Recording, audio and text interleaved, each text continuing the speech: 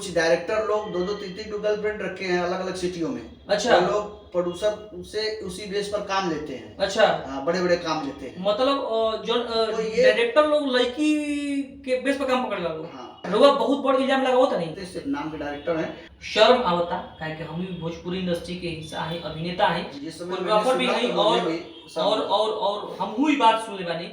लेकिन जे अगर ई काम करता कि डायरेक्टर होकर दलाली वाला काम करता, उनकरा चुल्लू भर पानी में डूब कर मर जाए के चाहिए। आप हमारी सेवा करेंगे तो मैं आपको काम दूंगा। तो उस बेस पर कुछ लोग काम कर भी रहे हैं। अच्छा, बनारस में उस बेस पे लोग काम हो रहा है। बनारस कर में रहे हैं, काम कर रहे हैं। बनारस में लड़की के बेस पे काम हो रहा है। काम कर रहे हैं। निसंकोच मैं बोलूंगा, मुझे कोई डर नहीं है।